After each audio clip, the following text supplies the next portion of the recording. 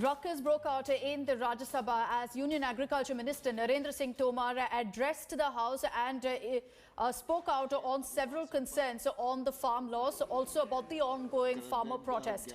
Tomar hit out at the opposition for misleading farmers and said that rumours are being spread in the state that corporates will snatch farmers' land. He's reiterated that that is wrong and the provisions have been made to protect the interest of farmers. Tomar also went on to add that the Congress is indulging in blood farming, saying that this is khoon ki kheti and did nothing but provoke farmers. Tomar again emphasized that the government is open to talks and is committed to allaying all fears.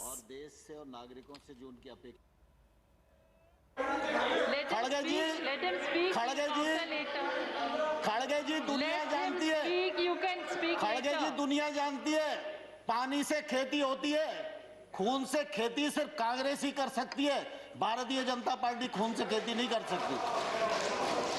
उन्होंने लगातार उनको सम्मान देने की कोशिश की है, 12 बार ससम्मान बुलाकर बातचीत की है, एक शब्द भी हमने उनके बारे में इधर उधर नहीं बोला, संवेदनशीलता के साथ विचार किया है, लेकिन हमने ये जरूर कहा है कि आप प्रावधान में कहां गलती है विनम्रता पूर्वक हमारा ध्यान आकर्षित करिए।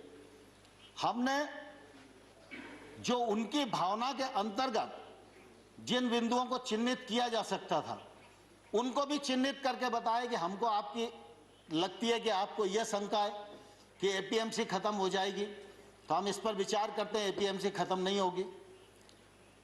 हमने एक के बाद एक उनको प्रस्ताव देने का भी प्रयत्न किया, लेकिन मैंने साथ में यह भी कहा कि अगर हम भारत सरकार किसी भी संशोधन के लिए तैयार है, इसके मायने ये नहीं लगाना चाहिए कि किसान कानून में कोई गलती है, लेकिन किसान आंदोलन पर है। पूरे एक राज्य में गलत फहमी का शिकार हैं लोग। एक ही राज्य का मसला है। Please don't interfere. Let him speak. Please don't. We are very short on time. सभापति महोदय, किसानों को इस बात के लिए बरगलाया गया है कि ये कानून आपकी जमीन को ले जाएंगे। मैं कहता हूं कॉन्ट्रैक्ट फार्मिंग के एक्ट में कोई एक प्रावधान बताए, कोई एक प्रावधान बताए। ट्रेड एक्ट में ये प्रावधान किया कि एपीएमसी के बाहर जो एरिया होगा वो ट्रेड एरिया होगा। वो किसान का घर भी हो सकता है, वो किसान का वेयर हाउस भी हो सकता है, उसका खेत भी हो सकता है। कोई भी व्यक्ति किसी भी स्थान के लिए किसी भी कीमत पर किसान वहां से अपने उत्पादन को बेच सकने के लिए स्वतंत्र है। ये हमारा एक्ट इजाजत देता है। एपीएमसी के बाहर अगर कोई ट्रेड होगा तो उस पर किसी भी प्रकार का ना तो राज्य का टैक्स लगेगा ना केंद्र का टैक्स लगेगा। अब एपीएमसी के भीतर राज्य सरकार का टैक्स है, एपीएमसी के बाहर केंद्र सरकार का एक्ट है।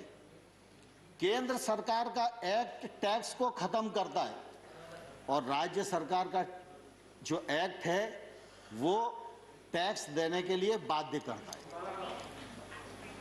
तो मैं आपके माध्यम से किसानों को भी पूछना चाहता हूं और विशेष रूप से पंजाब के किसानों को भी पूछना चाहता हूं। उनके यहाँ थोड़ी परिस्थितियां अलग हैं, आड़तिया का कमीशन अलग है, बाकी सब चीजें अलग हैं, लेकिन हमने टैक्स को फ्री किया और राज्य सरकार टैक्स ले रही है। तो जो टैक्स ले रहा है और लगा रहा है और बढ़ा रहा है, आंदोलन उसके खिलाफ होना चाहिए या जो टैक्स फ्री कर रहा है उसके खिलाफ होना चाहिए।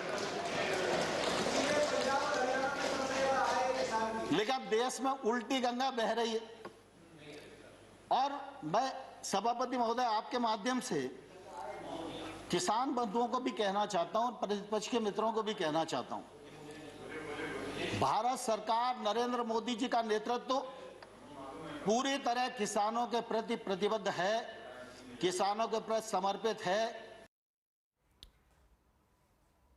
We'll be getting your reactions from the opposition, what really they think of Mr. Tomar's speech there, where he's responded to some of the opposition's charges.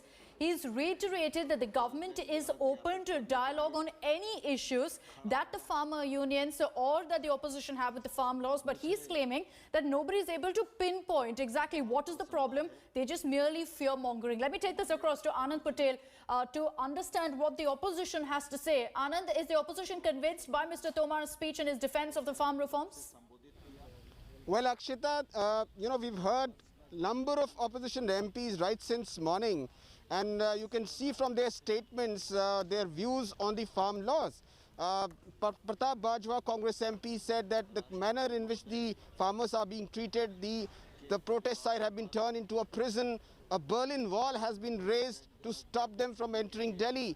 The farmers have been sitting there without water, without electricity in this biting chill. So you can hear an array of opposition leaders who've also met the farmers on the spot yesterday, writing to the Home Minister the manner in which the farmers are being treated. So there is outrage amongst the opposition MPs, and that's the reason why the government strategically brought out a statement from the Agriculture Minister Narendra Singh Tomar, who's been meeting farmers. Some 12 rounds, he said he has met with the farmers, and the talks were held in cordial atmosphere. He said the government went to the extent of amending some of the provisions of the law which the farmers think is against them. Anand, request you to stay on with me. Supriya Sule of the NCP is joining us on this broadcast. Ms. Sule, are you convinced by what Mr. Tomar has said in the Rajya Sabha? I'm Supriya Srinath of the Congress Party.